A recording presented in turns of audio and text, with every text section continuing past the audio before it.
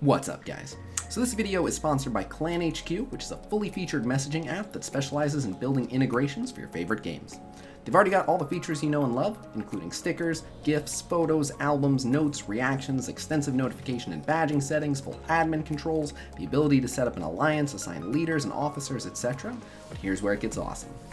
Because this app is designed to integrate with Marvel Strike Force, it will do a lot for you automatically, like create general leadership and announcement chats when you make an alliance, including chats for each strike team. You'll always be able to view someone's in-game name. You can flag yourself as looking for an alliance, or auto-post to recruiting chats if you're looking for members. You'll even be able to look at someone's profile and see things like their total collection power and strongest team power. I put a link to Clan HQ in the video description below, so you can be one of the first to check them out.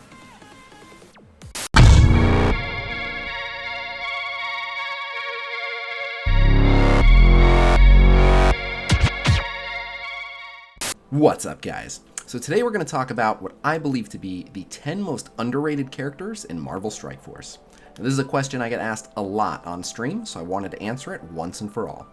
Now, real quick, before we get into this list, I want to explain an important concept to understand when evaluating these characters.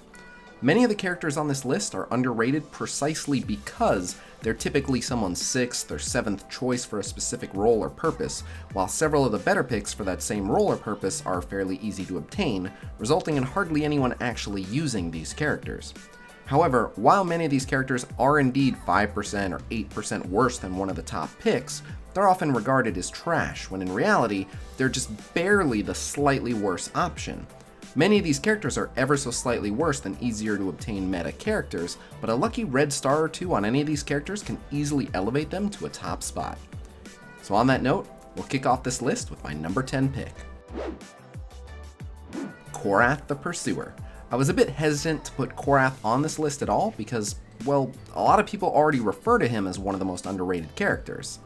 At 114 speed and gaining speed up on spawn, Korath is the first to act in almost every matchup with very few exceptions. He can open up with any of his abilities on turn 1, including an ult that can do over 84,000 damage and apply ability block, which can shut down all sorts of enemy team combos before they even start. Applying a taunt to an enemy character of your choice, allowing you to circumvent a taunting character, which is insanely useful. And most underappreciated of all, he can open a match with a basic attack and always apply slow. Because he often goes so early, he's applying a slow to enemies that still have large amounts of turn meter to gain, which delays their first turn until well after most characters are able to take their first turn, which can instantly reshape an entire match. For example, opening with a basic attack on a Luke Cage often allows faster characters to take 2 turns before Luke Cage can take his first. As a nice bonus, he also gains speed up on any enemy death, which makes him effectively one of the fastest characters in the game. Now let's take a look at the number 9 pick, Quake. So Quake is a character that many people overlook for one main reason. She's squishy. Really squishy. This is of course true, but it's also true of many more well-respected characters like Rocket Raccoon and Loki. What Quake lacks in survivability, however, she more than makes up for in utility. Quake's basic attacks have the ability to slow 5 characters if they're all clumped closely together for 2 turns each. This means in 2 back-to-back turns, even against 10 opponents, Quake can slow every single enemy on the field. Manipulating character turn meter is the most effective method of control in the game, and Quake provides it by the boatload with each basic, and with more than enough focus to make it stick. Her ultimate is also an absolute game changer, applying offense down to 5 enemies. On her own, Quake is very vulnerable, and her ult takes until turn 3 before she can use it. However, with a little protection and some energy, suddenly you're dealing with a character that can slow hordes of enemies and mass offense down every few turns, which can be absolutely overwhelming, especially against tougher content. Alright, now we should talk about the number 8 pick, Winter Soldier. Poor Winter Soldier is easy to overlook. He's only the 13th highest base damage in the game, ignoring synergies, plus he's really slow. However, he does a lot more damage than many people realize, and for a few reasons. First of all, he has a 25% crit chance. This means that while his damage is just slightly lower than some of the other highest damage characters, he effectively puts out a lot more damage than they do simply by landing considerably more critical hits.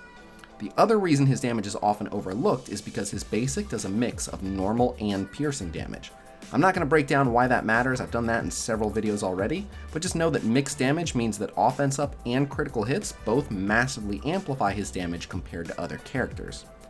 In addition to a solid basic, Bucky has an absolutely savage special which can deal over 90,000 damage and apply 2 bleeds, which totals out to over 145,000 damage. That's assuming he doesn't get any crits. Keep in mind, this is an ability that he can use every third turn. And let's not forget his ult, which is available on turn 1 and can deal more than 114,000 damage. If he does score a crit, Winter Soldier can instantly kill characters like Rocket, Loki, and Pyro on turn 1. His ultimate is also unblockable, even though it's not specified in the ability description, which makes him extra threatening to tanks that rely on block or deflect. I'm not saying he's secretly one of the top blasters, he isn't, but he's a lot closer behind them than people think, and with a lucky red star or two, he can be a total nightmare. And coming in at number 7, Killmonger.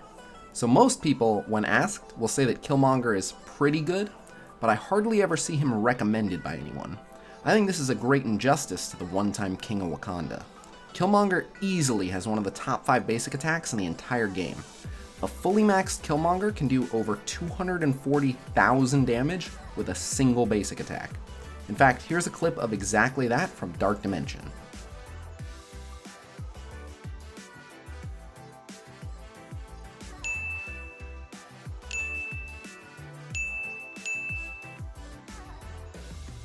Yup. Damn. He can, of course, do more against an enemy with defense down, but since he can't apply defense down, it's not that relevant. Killmonger has an insanely high crit chance and the ability to give himself offense up to pump out massive quantities of damage. He also has a ton of base health, and thanks to his passive drain, as well as additional drain on his basic counters and assists, he heals himself. A lot. The basic attack from the clip earlier healed him for 120,000 health. Oh, and then he heals for 10% of his max health whenever he kills a unit. So all in all, 138,000 health and healing from that one basic attack. I'll repeat this, he can heal with a single basic attack more health than a fully maxed Vision even has. Up next in the number 6 spot, our first minion on the list, Mercenary Riot Guard. We don't see a lot of Mercenary Riot Guard in PvP modes because, in addition to being a faceless minion among more popular characters, most newer players would rather farm higher priority characters from the Blitz store, and by the time it would make sense to start farming poor Riot Guard, they've usually already put a lot of resources into several other tanks. However, most people aren't aware that Merc Riot Guard is easily able to hold his own against some of the best tanks in the game. For one thing, he applies defense up to the 4 lowest health allies on his team. He also applies defense up to himself for 3 full turns, which means he typically protects an entire team of 5. But the beauty of this ability? He can use it every other turn. At only 2 energy cost, Merc Riot Guard can maintain some of the best uptime on defense ups of any tank in the game. And if you want to, you can put him next to Star-Lord and reapply defense ups every single turn, which is pretty remarkable. He's also only 90 speed, which is quite fast for a tank, which means he doesn't spend too much time sitting around compared to characters like Drax, Groot, Kingpin, Luke Cage. He also has a 25% block chance and a 50% block amount, which means he's pretty good about absorbing damage. Blocking 50% of an incoming attack's damage and then having it hit in a defense down can trivialize many of the strongest attacks in the game. Not bad for a minion. Coming in at the number 5 spot, Doctor Strange. So the main reason that Doctor Strange isn't regarded particularly highly is because most people try building all sorts of team comps around him before realizing that, unfortunately, there's just no such thing as an amazing Doctor Strange team. Eventually, players abandon him and focus on more reliable characters. However, what a lot of people miss about Doctor Strange is precisely what makes him so good. Doctor Strange is not defined by who his allies are. Doctor Strange is defined by who his enemies are. While it's true that even a maxed out Doctor Strange will have a healthy amount of matches where he underperforms, seemingly not doing much, this is what causes him to fly under the radar. The truth is, when taken into the right enemies, I firmly believe Doctor Strange deserves the title of the ultimate counterpick. Certain characters frequently used by the AI in modes like Campaign and Raid like Black Widow, Luke Cage, and even Nick Fury, end up getting their own teams absolutely crippled by a well-timed Winds of Watoomb. Combine this with his unavoidable basic that can apply multi-turn offense down, his passive that grants speed bar, which can radically alter a match, and his ability to revive a dead ally, and you have a character that can dramatically reshape a lot of matchups. He may not be an all-purpose all-star, but sometimes he's undeniably the best man for the job. Next up, in the number 4 spot, Mercenary Lieutenant. People who follow my channel closely will know that I regularly remind people not to sleep on Merc Lieutenant. He's easy to overlook after all. He's another nameless, faceless minion. He only has 2 abilities and he's super squishy, which means most people who try him out watch him die almost immediately before asking themselves why they even bothered to give him a chance. And it's true, Mercenary Lieutenant is very squishy and requires protection, but the payoff is well worth it. As I mentioned earlier, speed is a huge part of the game, so being able to speed up your entire team is a big advantage. What makes his special even better, however, is that it's available every other turn. Over longer engagements, the speed ends up having a massive impact. Add this to the fact that he also gives offense up to all allies, and suddenly this little minion is putting out more effective damage than many of the top damage dealers in the game, albeit through his teammates. Merc Lieutenant is a fairly flexible pick. You can put him with AoE damage dealers like Iron Man, War Machine, and Vision for a rapidly reached turn 2 offensed up super mega wombo combo, or you can pair him with utility picks like tanks and healers who will protect him while he shores up all of their weaknesses, namely their low damage and slow speeds. When he's not providing speed and damage, he's still being an overachiever, giving out ability energy with every single basic, which can change a match in an instant, and giving out healing with his passive. He may have low health and damage, but oftentimes by getting his entire team to turn 2 with offense ups before the enemy team, it's already too late for that to matter. Taking the number 3 spot, Mantis. Poor Mantis flew under the radar for one major reason: Minerva. Minerva is widely regarded as the current best healer in the game and was released almost immediately after Mantis. People were able to see high-level Minerva gameplay in her character event campaign, well before almost anyone was able to actually power up and get enough stars to showcase high-level Mantis gameplay. As a result, most players still don't appreciate what this gross bug lady can do. For starters, her ultimate is incredibly powerful as it rebalances health based on health percentage and not a flat amount.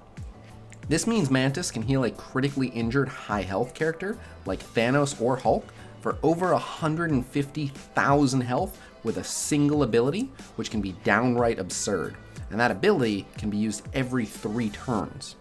Those 2 pairings in particular are actually incredibly effective. Paired with Thanos, she can buy Thanos enough time to heal himself with his ult, which can allow him to score kills and feed energy back to Mantis. Paired with Hulk, she can repeatedly bring Hulk above 50% health, creating a vicious cycle every time he's dropped below 50%, which prompts him to immediately take another turn with offense up. Even without high health allies, Mantis special will still heal for over 74,000 health after you factor in the regens. In raids where she grants an additional regen, her special can heal for over 115,000. However, the most overlooked aspects of Mantis' kit are actually her ability energy costs. They're very low at only 3 energy for her ult and 4 energy for her special.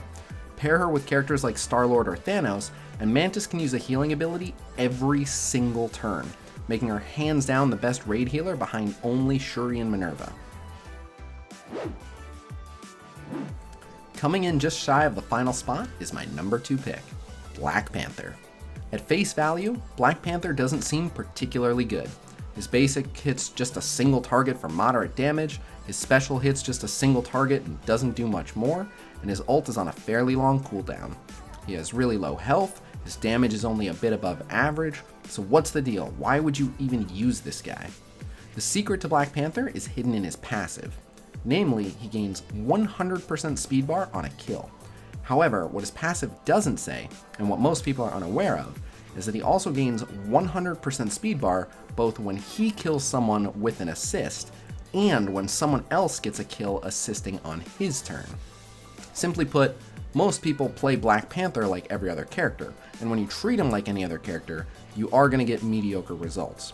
Black Panther is unique in that you have to play him completely differently. You have to restructure the way you play every match to take advantage of him. In most matchups, for example, you'll focus down a priority target to kill them as quickly as possible. However, once you have BP on the team, you're usually better off dropping that enemy to red health and then swapping to another target. This is because you want to create as many opportunities as possible for Black Panther to take extra turns. Black Panther can overfill his speed bar.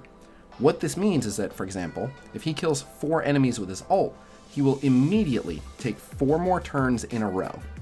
If he scores a kill with any of those additional turns, he'll take even more. Used properly, it's not uncommon for a high-powered Black Panther to take 5 or more turns in a row. Here's a clip from one of my older videos showing just exactly what he's capable of.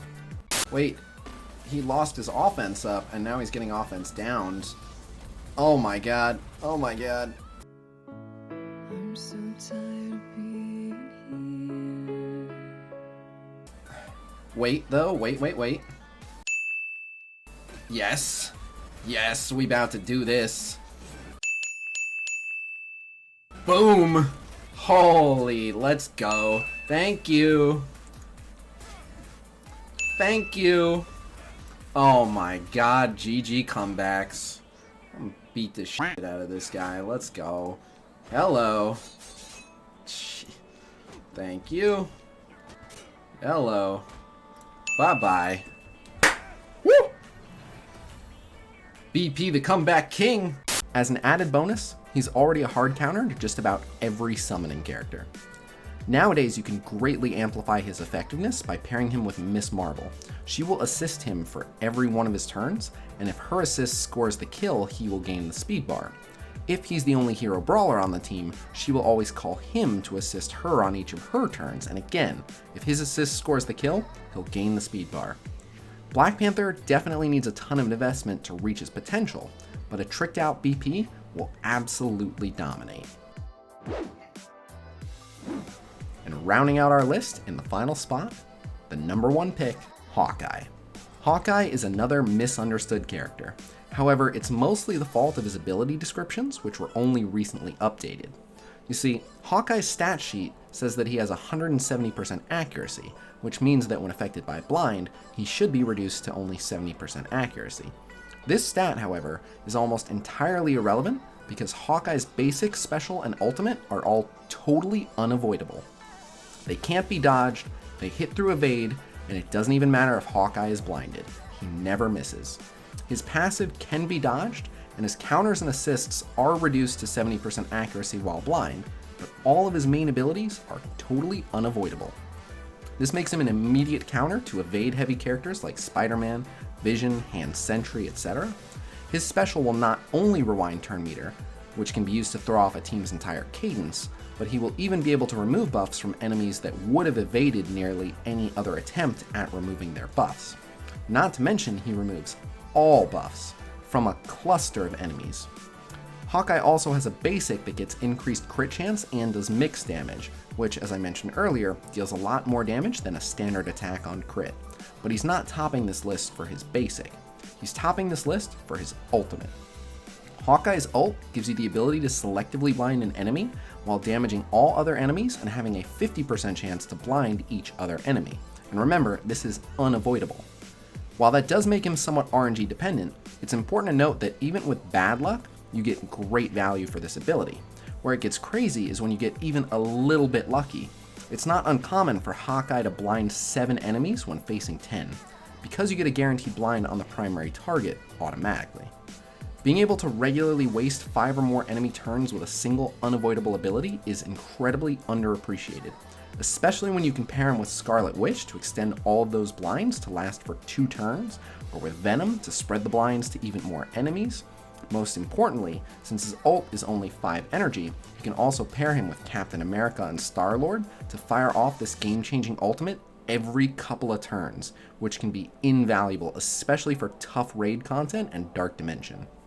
Hawkeye may not be the best, but as a single character, he's a good counter to stealth, evade, and dodge reliant characters. He has one of the best dispels in the game, he can rewind enemy turn meter, and he can reliably waste a bunch of enemy turns with his ult, which makes him a jack of all trades and a low-key, very formidable controller. So there you have it, my picks for the top 10 most underrated characters in Marvel Strike Force. Do you think I left anyone out? Let me know your picks in the comments below. Otherwise, that's all I've got for you guys for now. Shout out to Vet for doing an excellent job editing this video. Shout out to Clan HQ for sponsoring this video. And I will see you guys real soon. Until then, peace!